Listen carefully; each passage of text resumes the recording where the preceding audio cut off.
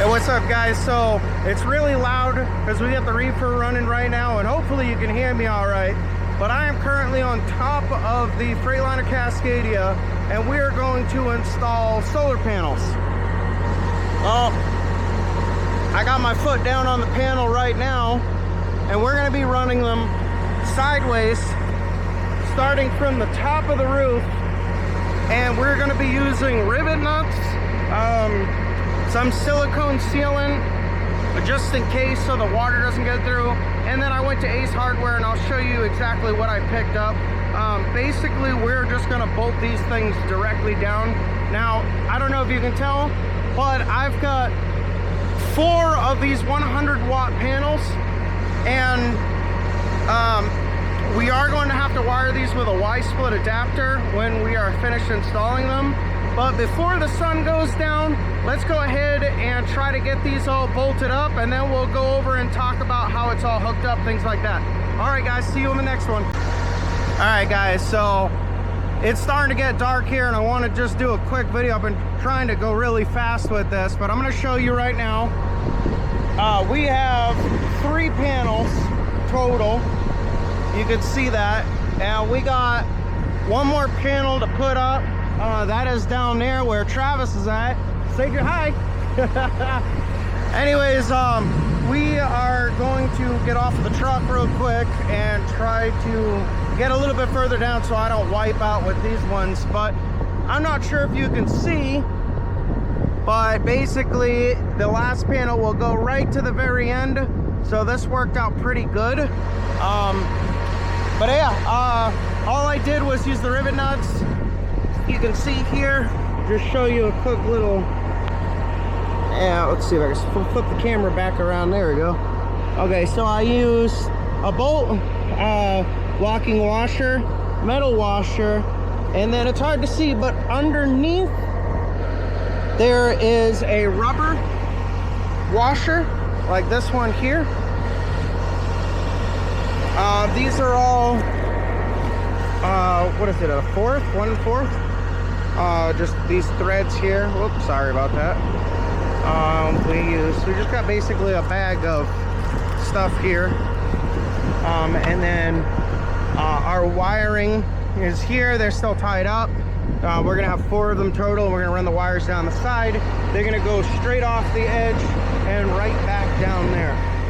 So anyways, guys, I'm gonna try to get this one done quick.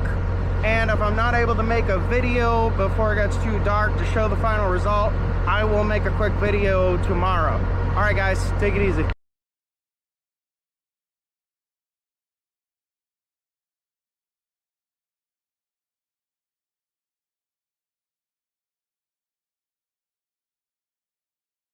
All right, guys, so it's been a little while, and I forgot to make some more clips here, but as you can see, the solar panels are up there on the roof. I installed them all, and I'll show you real quick. The only issue that I had was, you can see on the bottom left right there, it's kind of sticking out a little bit. That was because of where the bolt hole was that I did up in this corner right about there. I'm gonna have to kind of move the panel over a little bit, but other than that, it came out pretty good. Let me see if I can figure out how to zoom. There you go. It's about as far in that I can zoom. But yeah, so I mean, it came out pretty good. So I ran all the wiring as you saw there. I got the AC running now. And at the top, you probably won't be able to see it, but there are the red lines. I just ran them down over the side, and then they run down all the way. I use these little plastic clips right here. They seem to be working okay. I don't know how long they'll last, but I put all these plastic clips up on the roof. They hold them down, and they're just held by 3M tape. Then I ran that wire through them, and then they go straight up into the side compartment. Don't mind the dog fur on it. And they just run right up into this. The only problem that I found is this particular panel, charge controller, is what they call a PWM. This was a much cheaper unit, so I'm gonna order a MPPT to get the full power out of it, and that'll make a huge difference as far as the power itself coming out. So hopefully in the next few days or so I'll go ahead and get that done. But it looks, I would say it looks pretty good actually. It's not bad at all. You know, just walk away from it here for a minute so you can see a better view. It definitely adds a lot of character to it. And I don't know if you can see all that up there, but all the wiring is all tied down on the right side. So it runs down the right and then all the way back over and down towards the back of the truck. So just to clarify, there are 400 watts in total of panels.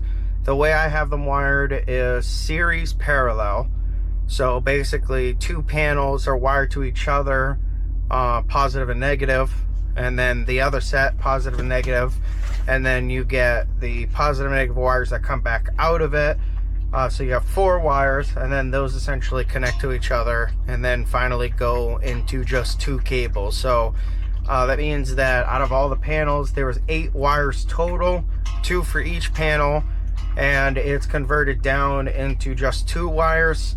The voltage is somewhere at about 40, I believe it's like 48 volts, and, or no, it was about like 45, I think, somewhere around 45 to 48 volts, and then that gets dropped down. We get around 10 amps or so from it. So at least that's what it's supposed to be pushing right now with the PWM. The solar charge control that I have. I'm not actually getting the maximum power, especially when, you know, there's some clouds out. Like as you can see here, there are some clouds. It's actually a lot better than what it was before. And last time I checked, I'm getting only about 200 watts of power so from those panels. But again, that's just simply because of the fact that I don't have an MPPT.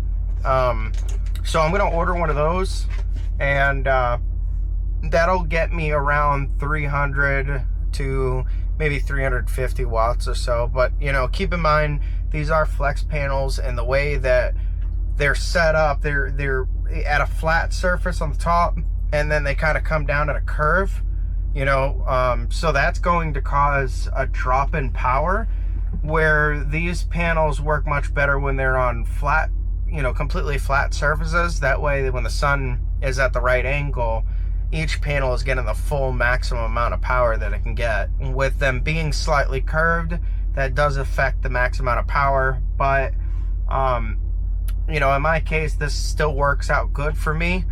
You know, I wanted it to look good and run it up on the top.